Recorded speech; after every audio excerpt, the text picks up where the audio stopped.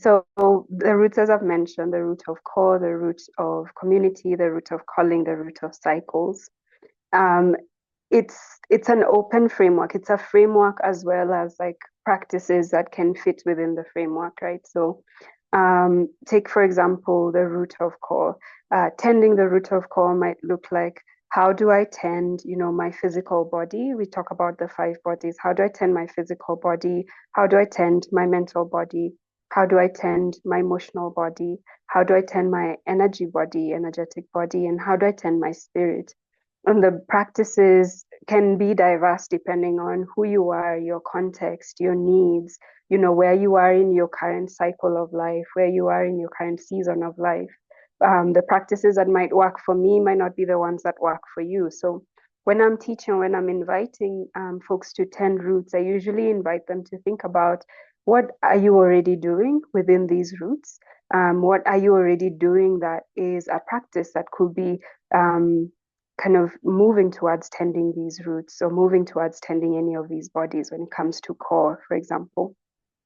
With community, we're talking about human community, we're talking about more than human community. So we're learning like, what are the practices for how we can, for example, tend conflict within community, but also enjoy the joy of being together and being in community, whether that is like celebrations, feasting, encouragement, play, that part also, both the sweetness and the maybe tension that comes up with community, and those relational skills for the human also apply for the modern human. So how do we tend our relationship with earth, both energetically, emotionally, psychologically or spiritually, as well as like the very physical material? How are we tending to, how are we respecting earth, how are we engaging with earth through our actions?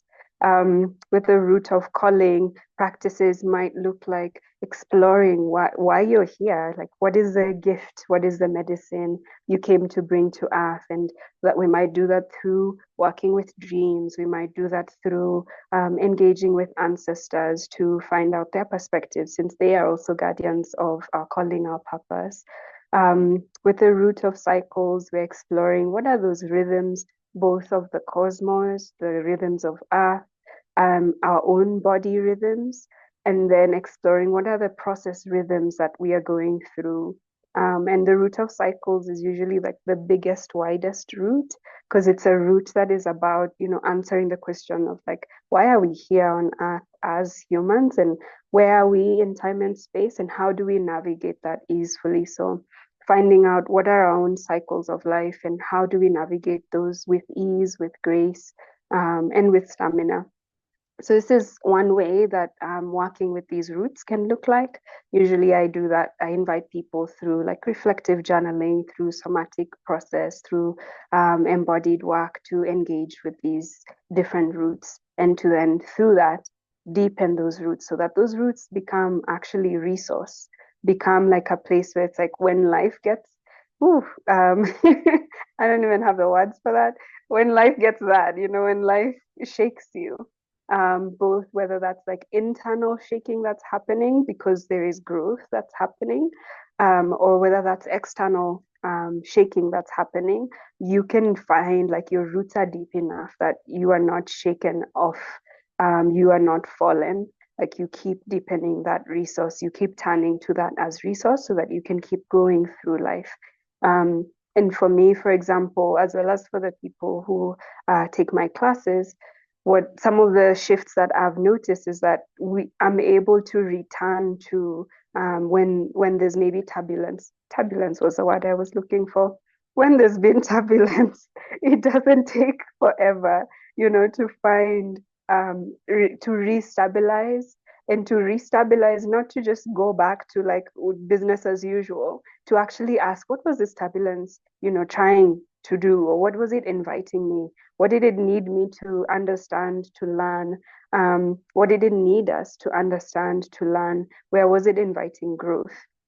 Um, and the other piece that I would add is that because I talk about these roots as what we need in order for us to engage cycles of healing and cycles of creating in order to move towards regeneration. to do healing work, to do creative work, you will meet tensions, you will hit blocks at any of those points. Like healing work is not like has never been the smoothest breeze, at least in my experience. And even if it's like relatively smooth because you feel resourced, because you feel accompanied, because you trust in your roots, I think it still takes time, right? Any healing work, any creative work still takes time. It's still a process that you need to go through. And sometimes when we're confronted with like the deep harms that we have experienced both personally as well as collectively, as well as intergenerationally, it can be like, oof, I don't want to look at that. You know, that's so big, that's so broad, that's so tender, even.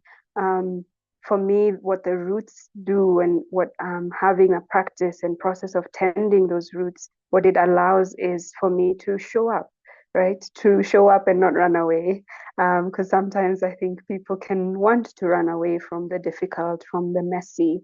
And partly we want to run away because if it feels difficult, it feels messy, we're not sure, you know, we're not reassured deeply that we are going to be safe, we're going to have our belongings still intact, and that we are worthy and valued. The process of tending our roots actually like meets each of those needs for us.